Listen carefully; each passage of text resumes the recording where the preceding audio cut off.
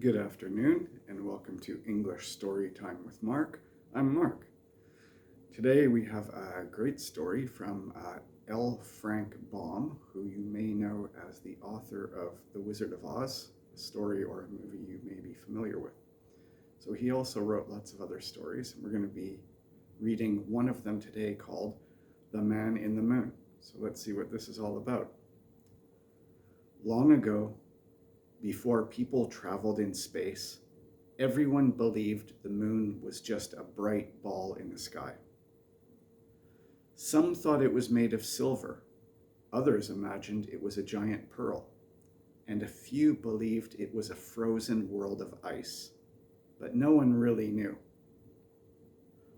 One evening, as the sun dipped below the horizon and the sky turned dark, a little boy stood outside his home, staring up at the moon. It was round and glowing, like a lantern hanging in the heavens. As he watched, he noticed something strange, a face. At first, he thought his eyes were playing tricks on him. He rubbed them and looked again. The face was still there, watching the earth from high above. Excited, he ran to tell the villagers. "The man in the moon is watching us," he shouted, pointing to the sky. The people laughed at him. "That's just shadows," they said. "The moon is empty. There's no one there." But the boy was certain of what he saw. Every night, he watched the moon, and every night the face appeared, gazing silently down at the world. He began to wonder, who is the man in the moon? How did he get there? And why does he always watch us? One evening, as the boy sat under a tree, an old man appeared. His long white beard reached his chest, and his clothes were dusty from travel. His eyes sparkled like the stars. "You have questions," the old man said, sitting beside the boy. "Yes. Who is the man in the moon?" the boy asked eagerly. The old man smiled. "Few people ask that question, but I know the answer. Listen carefully, and I will tell you a story." The boy leaned in, eager to hear the truth. Long ago, there was a man who was never satisfied. He was curious about everything and wanted to see the entire world. He climbed the tallest mountains, hoping to touch the sky. He crossed the deepest oceans, searching for new lands.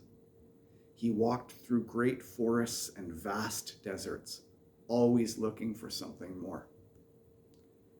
But no matter where he went, it was never enough. There was always another horizon, another mystery just beyond his reach. One night, as he rested on a hill, he looked up at the moon. It was round and glowing, just as you see it now. But as he stared, he felt something stir inside him. No one has ever been there, he thought. If I could reach the moon, I would finally see something no one else has seen. And so, he made up his mind. He would go to the moon. The man built a great tower, higher than any tree, taller than any mountain. For years he worked, stacking stone upon stone, brick upon brick. People from the nearby villages laughed at him. "You can't reach the moon," they said, but he ignored them and kept building. Finally, his tower was so high that he could just see the clouds below him. But when he looked up, the moon was still far away. So he tried a new plan. He gathered feathers from the strongest birds, eagles, falcons, and even the great condors of the mountains. He tied them together to make enormous wings. "Now I will fly to the moon," he declared. On the next full moon, He climbed to the top of his tower, spread his wings, and leaped. For a moment, he soared through the sky, but the wind was too strong, and his wings could not carry him high enough. He tumbled back to the ground. Still, he did not give up. Finally, he heard of a great wizard, a man of magic who lived deep in the forest. He traveled for many days until he found the wizard's cottage. "Please," he begged, "send me to the moon." The wizard studied him carefully. "The moon is not like the earth," he warned. "If you go, you may never return." But the man did not care. His heart burned with curiosity. And so the wizard cast a spell. The man felt himself grow lighter, as if he were made of air. He floated upward, rising high above the trees, past the clouds, beyond the reach of birds. He drifted higher and higher, past the stars, until he landed gently on the moon. At first he was amazed. The moon was silent and silver, glowing with a light of its own. From up there, he could see the whole world below, mountains and rivers, cities and villages, oceans and deserts. He laughed with joy. "I have done it! I am the first to see the world from above." For days he explored the moon, walking across its dusty plains, watching the stars move in slow, silent patterns. But soon he noticed something strange. There were no people, no animals, no trees, or no rivers. There was no wind, no sound, only an endless quiet. He called out, but no one answered. He clapped his hands, but the sound was swallowed by the empty air. The man who had spent his life searching for adventure suddenly felt something he had never felt before: loneliness. "I miss the forests and rivers," he whispered. "I miss the laughter of people.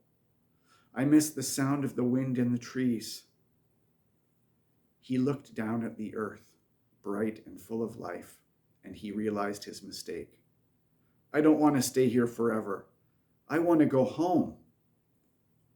But when he tried to move, he found that the moon would not let him go. The magic that had lifted him up now held him in place. He was trapped. He called to the wizard, but the earth was too far away for his voice to reach. He waved his arms, hoping someone would see him, but no one looked up. And so he remained on the moon, watching the world below, longing for the life he had left behind. The old man finished his story and looked at the boy. Now, every night, the man in the moon watches the earth, remembering his old home. That is why you see his face. The boy thought for a moment. Will he ever come back? The old man shook his head. No. The moon is his home now. The boy looked up at the glowing orb in the sky and felt a deep sadness for the man in the moon.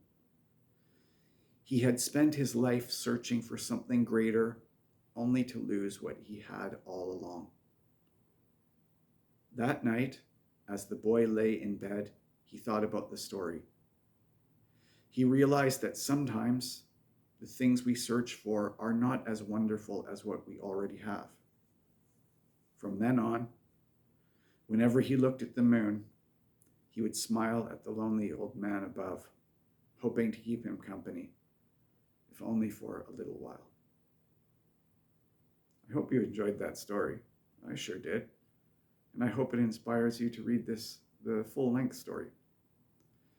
Once again, it was such a joy to spend time with you, and I hope to see you next time on English Story Time with Mark. Bye for now.